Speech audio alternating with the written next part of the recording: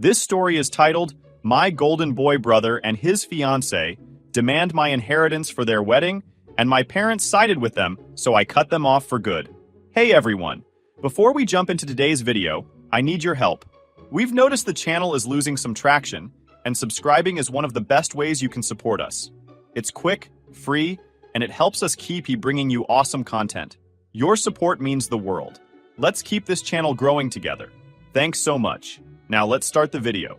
Hola people, it feels weird posting here for the first time.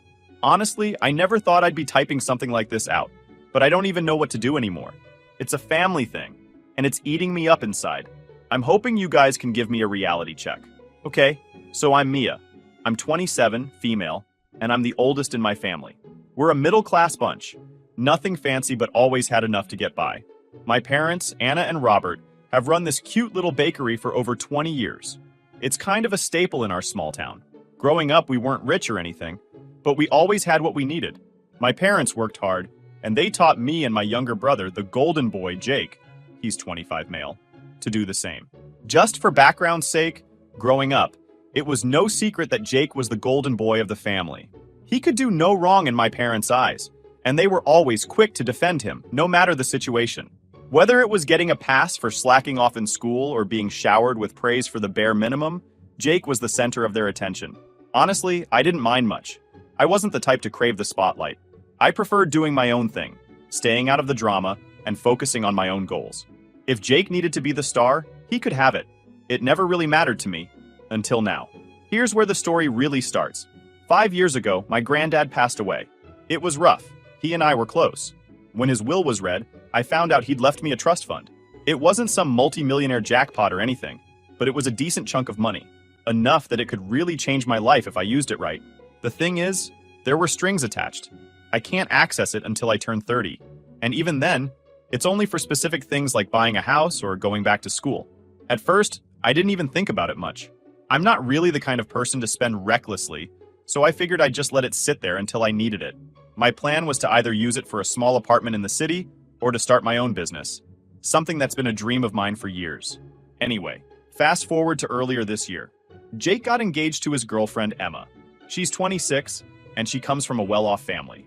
I don't want to sound rude, but Emma's one of those people who just oozes charm. She's the life of the party, super polished, and everyone seems to love her. I liked her too, for a while. But then things started getting weird. It was a family dinner a couple of months ago. We were all sitting around the table, and out of nowhere, Emma brings up my trust fund. She said it in this bubbly, casual way, but it caught me off guard. She asked what I was planning to do with all that money when I could finally access it. I mumbled something about maybe buying an apartment or starting a business. Am I the only one who thinks that's a personal thing? I mean, what else was I supposed to say? Emma gave me this big smile and said, "Wow, that's so lucky. You know, Jake and I could really use some help with the wedding, or maybe even a down payment on a house." Jake chuckled awkwardly, like he wasn't sure if she was serious. I laughed too, thinking it was a joke. But then she just kept staring at me, like she was waiting for me to agree. It was so awkward. My parents jumped in and said something about how the money was mine, and it wasn't really up for discussion. That seemed to end it, for the night at least. After that dinner though, I couldn't shake the weird vibe. It felt like Emma had planted a seed, and I had no idea how much it was about to grow. Over the next few weeks, every time we had a family gathering, Emma would find a way to bring it up again. She was never super direct, but her comments got more pointed. Like she'd say things like, "It's so amazing you have that kind of opportunity, Mia. It's just so rare to see someone in a position to really help their family." At first, I'd just let it slide. I'd change the subject or laugh it away, but she wouldn't stop. It wasn't just Emma either. Jake, at first, didn't say anything about it, but then he started making comments too. They were subtle, but I could tell he was on her side. He'd say stuff like, "I mean, it's not like you're using the money right now." I get why Emma's bringing it up. I tried talking to my parents about it, hoping they'd step in and set some boundaries. But their reaction surprised me. Instead of shutting it down, my mom said something like, "You know, Emma just wants to feel like part of the family. She's not trying to be pushy." Who said she's pushy? I hadn't even used that word yet. But yeah, that's exactly what it felt like. At this point, I started feeling cornered. I didn't want to cause drama, but I also wasn't about to hand over money that wasn't even accessible yet. Plus, I had my own plans for it. Still, I figured if I stayed calm and stuck to my guns, this would blow over. Suddenly, Emma decided to bluntly tell me her thoughts. In case I didn't understand her thoughts, she pulled me aside at another family dinner. This time, she wasn't even trying to be subtle. She said, "Mia, I really think you should reconsider what you're doing with that money. Helping Jake and me would be such a meaningful way to show your support for the family. Don't you think it's kind of selfish to hold on to it when you're not even using it?" I was shocked by her boldness. I don't think anyone's ever called me selfish before, especially not to my face. I told her, as calmly as I could, that the money wasn't even available yet, and that I had my own plans for it when the time came. She just stared at me like I'd slapped her. Then she said, "I guess I misunderstood what kind of person you are." Jake called me the next day to apologize, but it didn't feel genuine. He said something about Emma being stressed with the wedding and how she didn't mean to come across so strong. But then he added, "She's not wrong though. You are in a position to help, and it wouldn't hurt to think about it." At this point, I was starting to feel like I was the crazy one. Was I being selfish? Was I blowing this out of proportion? I decided to talk to some close friends about it, and they assured me I wasn't in the wrong. But that didn't make it any easier to deal with. This whole thing was starting to weigh on me. It wasn't just the comments or the awkward conversations. It was the feeling that my family wasn't on my side.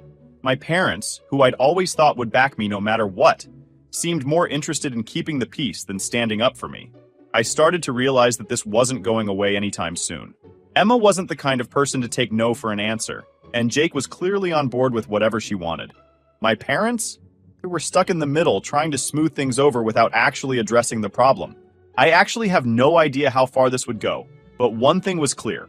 I'm not backing down. Am I overreacting? Tell me what you guys think. Update 1 point. Hola, amigos. I didn't think I'd be back so soon, but things have gotten worse. Like, a lot worse. I feel like I'm stuck in this ridiculous situation with no way out. Anyway, here's what's been happening since I last posted. So, after that awkward conversation with Emma where she called me selfish, I started to notice a change in how people acted around me. It wasn't anything super obvious at first, but there was definitely a shift. At family gatherings, Emma would give me these tight little smiles, and Jake started acting distant. My parents were still trying to play peacemakers, but even they seemed off. Then Emma started getting bolder. She began this habit of cornering me at family events, always with the same topic, my trust fund. One time, she pulled me aside while everyone else was watching TV and said, "Mia, I've been thinking, what if you just gave us a portion of the trust fund as a wedding gift? It wouldn't have to be the whole thing, just enough to help us with the down payment for a house." I guess that trust fund was keeping her awake at night. I couldn't believe what I was hearing. A wedding gift? Who asks for something like that? I told her no, again, and explained as politely as I could that the trust fund wasn't even accessible yet, and even if it were, I had my own plans for it. She gave me this look like I'd just told her I hated puppies. "You know," she said, "I thought you cared about your family. Jake and I are starting our life together, and this could make such a big difference for us. It's not like you need the money right now." I was floored. The entitlement was unreal. I walked away without saying anything else, but the whole interaction left me feeling so drained. But it didn't stop there. Over the next few weeks, Emma started getting more creative. She began framing the whole thing as a way to bring the family closer together. At one point, she even suggested that my giving them the money would be an investment in the family's future. I couldn't help but laugh at how ridiculous that sounded. An investment? Like I was supposed to bankroll their life and expect what, dividends? What made it worse was how Jake was slowly being pulled into her way of thinking. He wasn't outright demanding the money, not yet anyway, but he started saying stuff like, "Mia, you're in such a good position. You could really make a difference here." It felt like he was testing the waters, seeing how much he could push before I lost my shit.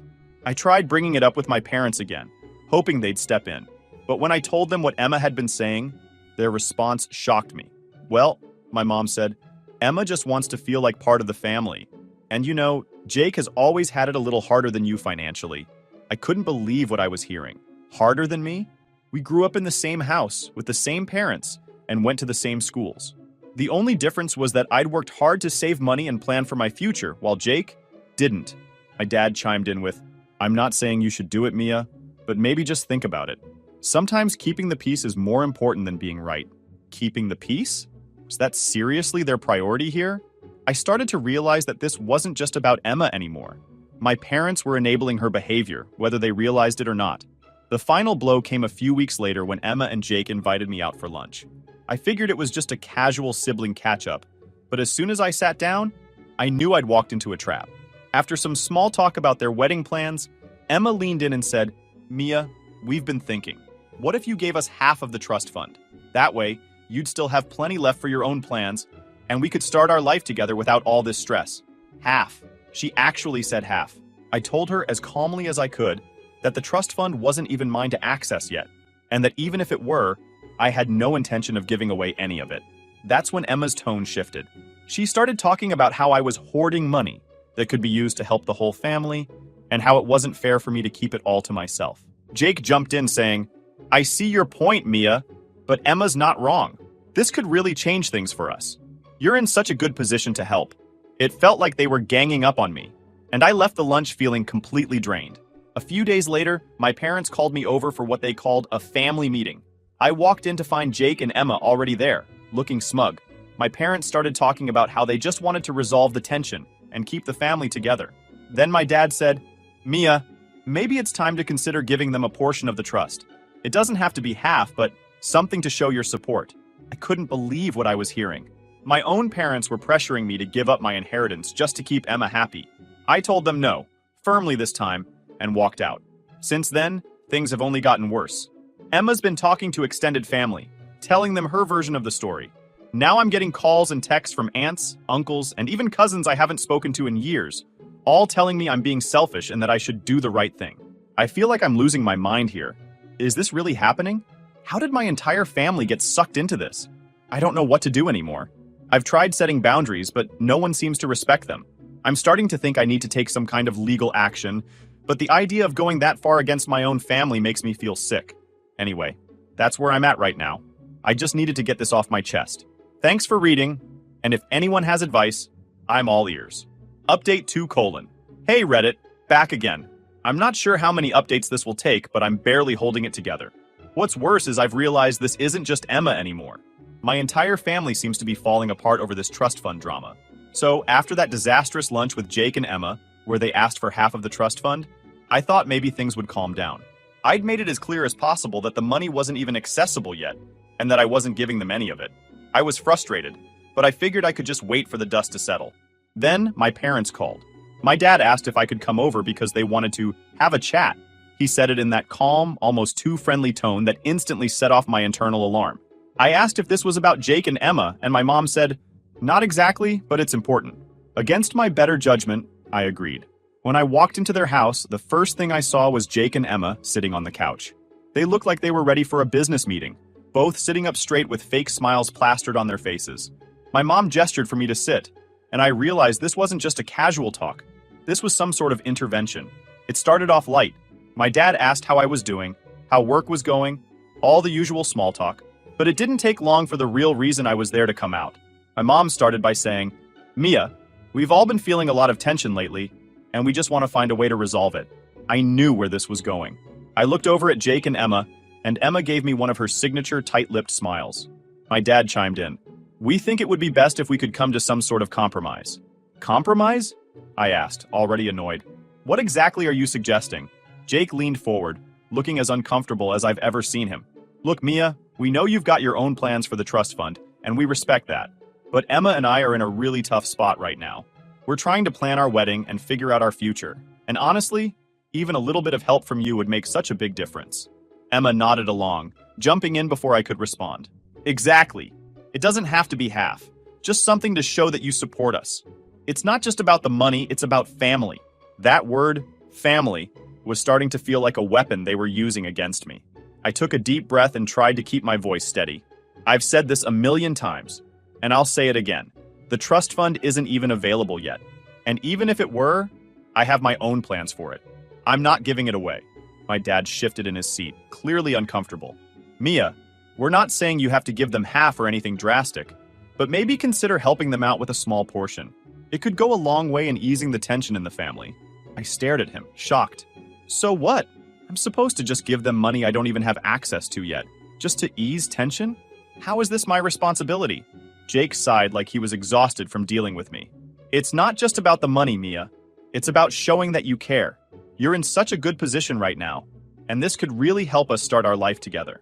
I looked over at Emma, who was sitting there with this smug expression, like she'd already won. "This isn't fair," I said, trying to keep my voice calm. "I've worked hard to plan for my future, and this money is part of that.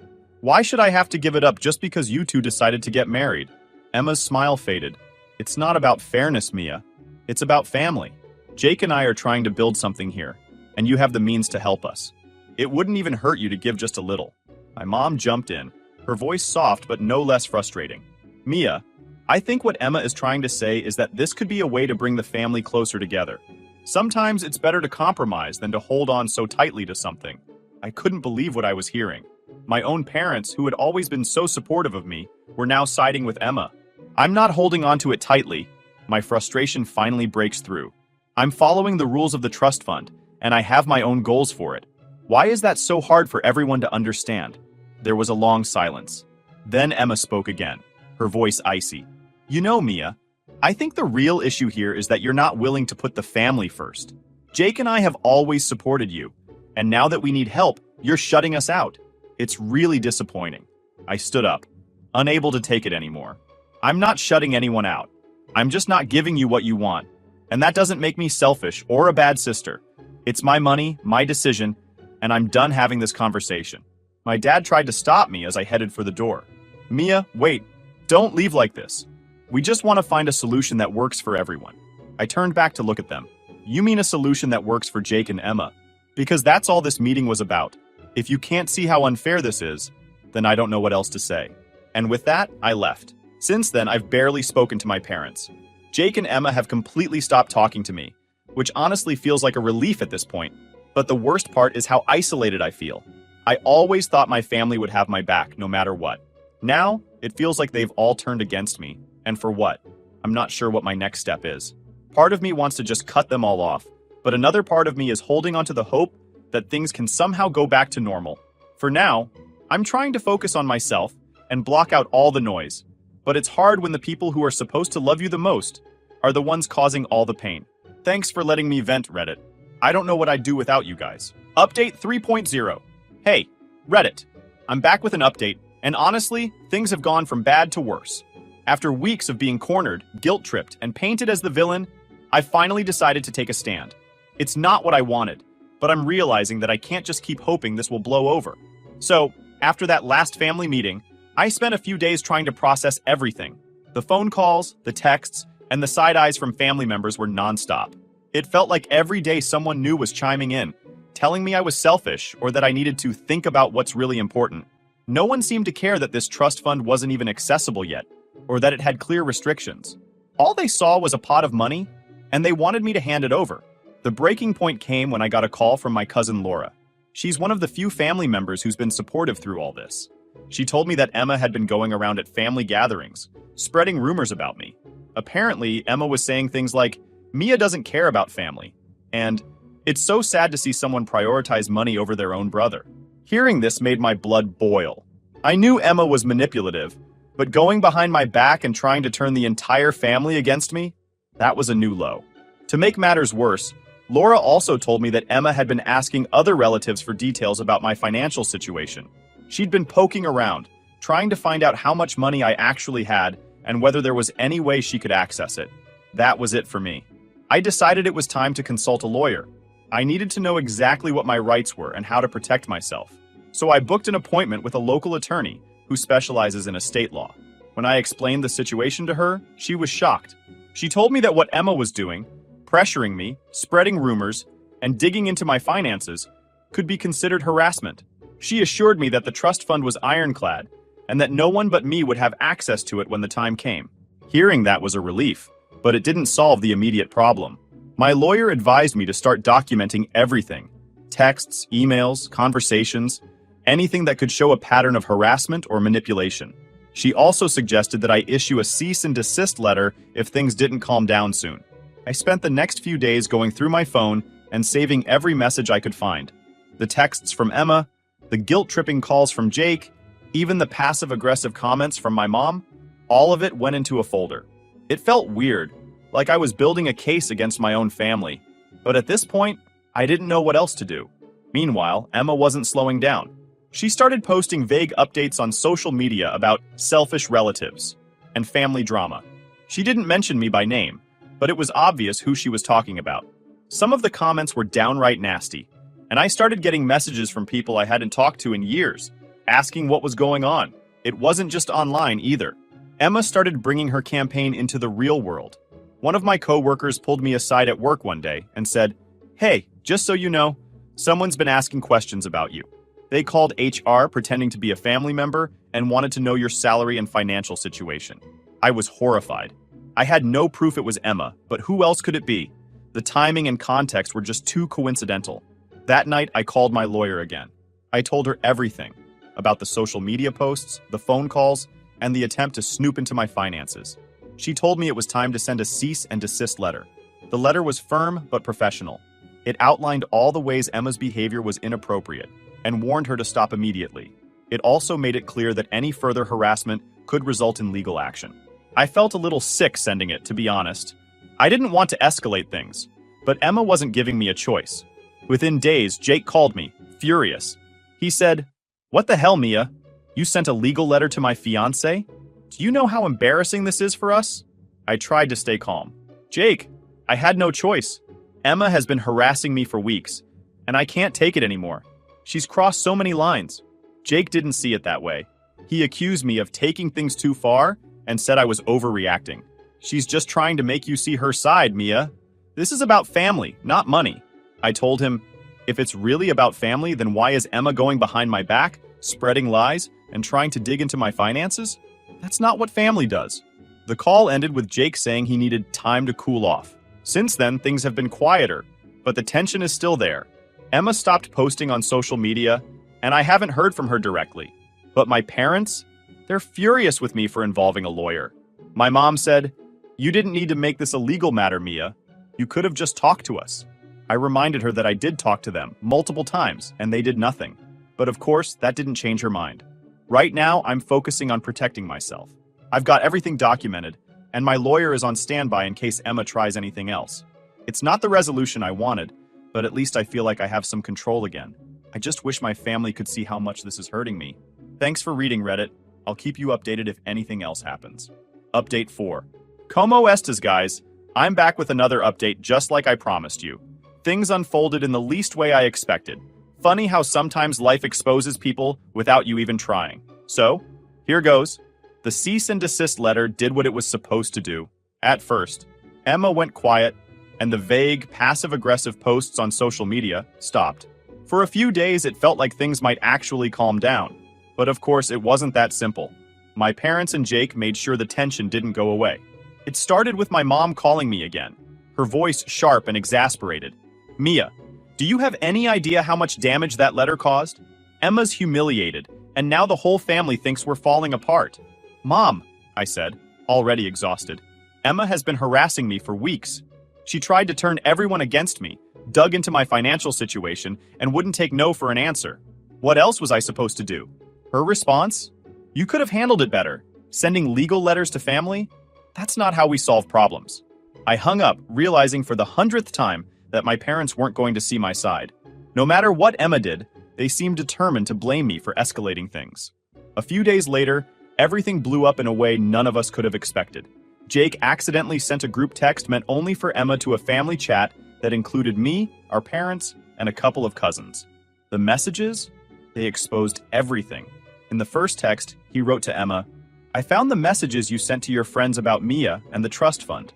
Are you serious? You've been bragging about securing the bag this whole time?"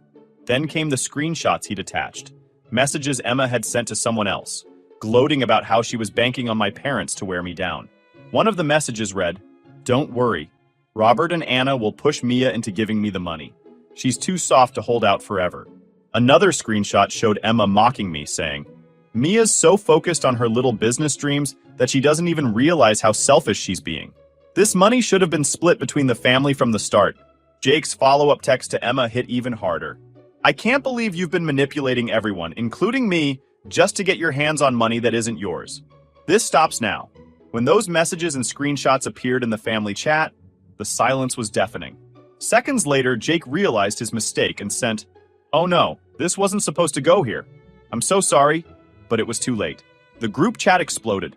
My mom was the first to respond, writing, "Emma, what is this? Is this true?" My dad quickly followed with, "Emma, you told us you were trying to work things out peacefully. Were you lying to us this whole time?" Emma scrambled to defend herself, replying, "These are being taken completely out of context. I was venting to friends about how stressful everything has been with the wedding. You've all misunderstood." But no one seemed to buy it. Not this time. Jake didn't say anything else in the chat, but the damage was done. Later that evening, Jake called me, his voice shaky. "Mia, I'm so sorry. I was going to confront Emma privately, but I accidentally sent those messages to everyone. I didn't mean for you to find out like this." "Jake," I said, my frustration bubbling just below the surface. "Why didn't you say something sooner? You've been defending her for months while she's been doing this behind everyone's back." "I didn't know how bad it was until recently," he admitted. "I found those messages on her phone by accident, and I couldn't believe it. I was trying to figure out how to confront her without blowing everything up. Clearly, I failed at that." His voice cracked as he continued. "I let her manipulate me, Mia. I thought she was just pushing for what was best for us. But now I see how far she's taken it. I'm so sorry for everything." I sighed, feeling a mix of anger and pity. "Jake, I've been trying to tell you this for months. Emma didn't care about the family. She cared about getting what she wanted. I appreciate the apology, but fixing this is going to take more than words." He agreed and just disappeared. The fallout from those texts was immediate. Laura, my cousin and biggest supporter, told me later that the family group chat had been buzzing with reactions for hours after I left it. Many of the relatives who had been criticizing me started to change their tune, finally seeing Emma's true colors. But Emma wasn't done.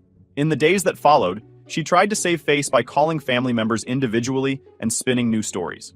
She claimed the texts were jokes, or that I'd blown everything out of proportion. She said she'd only been acting out because of wedding stress.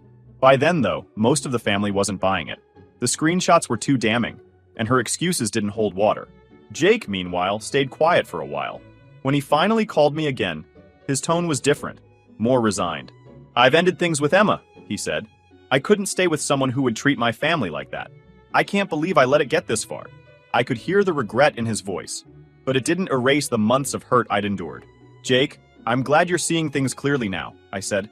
"But you need to figure out why you let her manipulate you, and why you defended her even when the signs were there." And that is it for now. Thank you guys for all your comments, I really appreciate it. I honestly don't think Jake will continue with his relationship, but I'm not sure yet. If anything pops up in my messed up life, I'll post a final update. Esnim final update. Hola amigos. Here's the final update on everything that's happened. I never thought things would go this far, but I'm finally in a place where I can put this whole mess behind me. As for Emma, she didn't go quietly. Laura told me she'd overheard Emma complaining at a previous family event, saying, "This whole thing is Mia's fault. If she'd just done the right thing, none of this would have happened." I heard through the grapevine that Emma and Jake's wedding plans were falling apart. The high-end venue she'd booked? Cancelled. The dream dress? Returned. She couldn't afford any of it because she'd been counting on me to fund her vision. And now that her plan had backfired, everything was unraveling. Eventually, Emma disappeared from social media entirely. She stopped showing up at family events and went quiet. It was a relief to have her out of my life, but it didn't erase the damage she'd done. My parents, shaken by everything, started reaching out to me more often. My dad admitted they'd mishandled the situation, and my mom, Emma's biggest defender through it all, finally apologized. "I'm sorry, Mia," she said. "I should have believed you sooner. It wasn't perfect, and it didn't fix everything overnight, but it was a start. Recently, I decided to reclaim my life. I cut off all contact with Emma and set firm boundaries with Jake and my parents." Jake, now separated from Emma, apologized sincerely and began therapy to work through his own issues. My parents also expressed regret, finally admitting they'd let the situation get out of hand. Rebuilding trust will take time, but we're moving in the right direction. This whole ordeal taught me the importance of setting boundaries, standing up for myself, and prioritizing my own happiness. For the first time in a long time, I feel at peace. My relationships are healing, my life is moving forward, and I'm ready to leave all of this behind. Thank you for sticking with me through this journey, Reddit. It's been a wild ride, but I'm finally free to focus on the future I've built for myself. Adios.